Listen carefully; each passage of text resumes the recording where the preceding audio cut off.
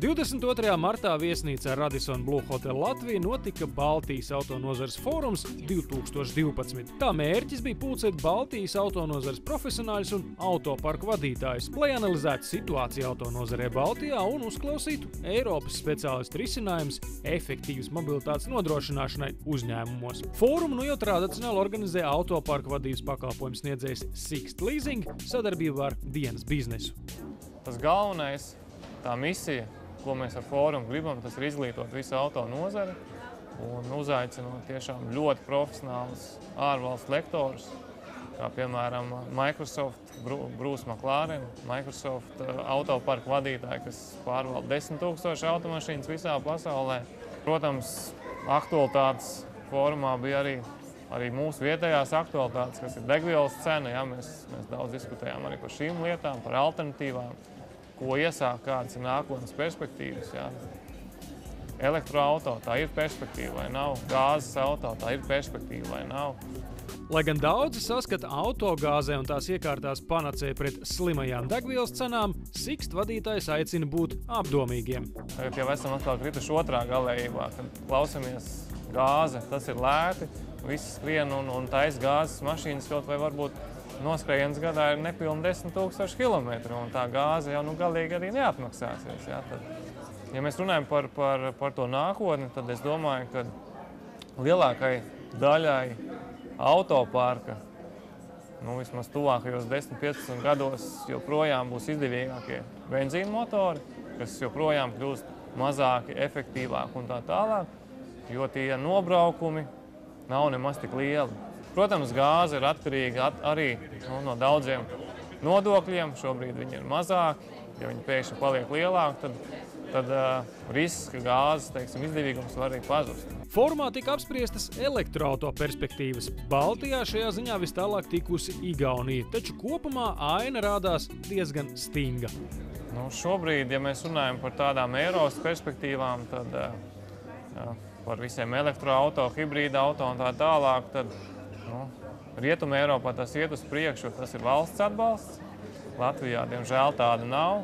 Varbūt arī labi, ka nav, jo mēs neplānojam pēkšņi savu floti uz valsts atbalstu, kas jebkurā brīdī var pēkšņi pazust. Svarīgākais autofóruma viesis un autoritāte numur 1 bez šaubām bija Microsoft vecākais kategorijas vadītājs autoparku vadībā Bruce McLarens. Viņa pakļautībā ir 10 000 transporta vienības visā pasaulē. Viena no viņa atziņām ir nopēlums klientiem, kas cenšas nospiest uz ceļiem autodīlerus un panākt iespējami zemāko cenu. Latvijā šī praksa ir ārkārtīgi izplatīta. Man ir jāpārvalda 10 000 automašīnu.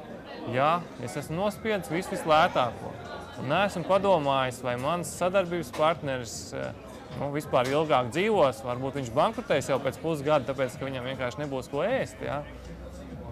Tad beigās tās jau nav tā piegādātāja problēmas, kas bankrotē, bet tās ir manas problēmas, jo man vajadzīgas ir tās 10 000 automašīnas uz ceļa, nevis nospiest vislabāko cenu, saņemt lielu bonus kā sagādniekam, un ar to arī viss beidzās, jo nekas pēc tam nenotiek. Baltijas autonozares fórumā tika apskatīta arī koplietošanas auto nākotne pilsētās. Rīgā tas izklausās pēc fantastikas, toties Berlīnē jau darbojas.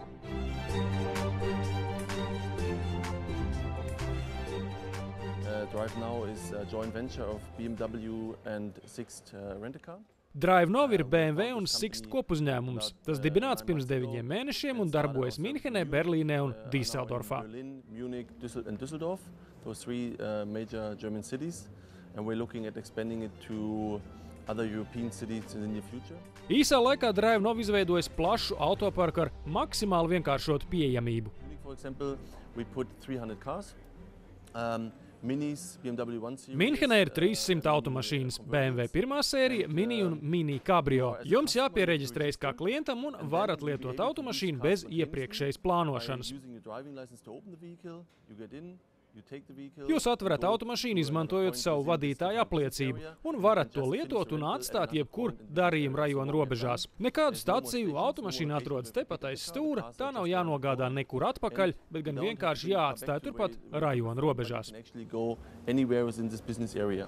Atšķirībā no klasisko autonomu, piemēram, Sixt pakalpojumiem, DriveNow automašīnas nav paredzētas tāliem braucieniem starp pilsētām un pat valstīm.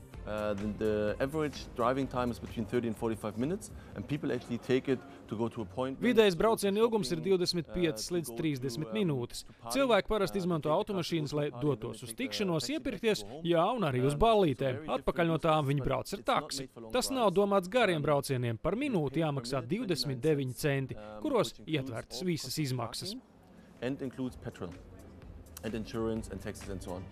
DriveNow ideja Vācijā uzņemta ar entuziasmu. So far we are very happy with the development.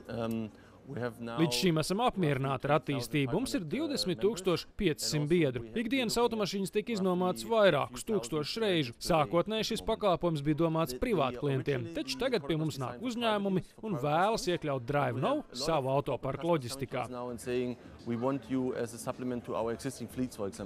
Bet tagad iztēlosimies ar viedtālruni un tiesībām noīrējumas automašīnas Rīgā. We think that definitely Baltic region could be an interesting case.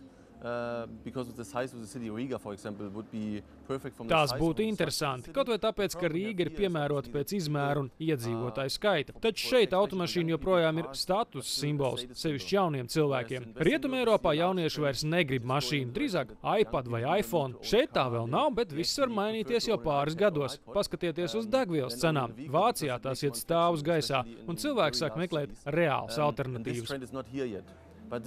It might be that actually in 5 years' time this might change, because also look at petrol costs, for example.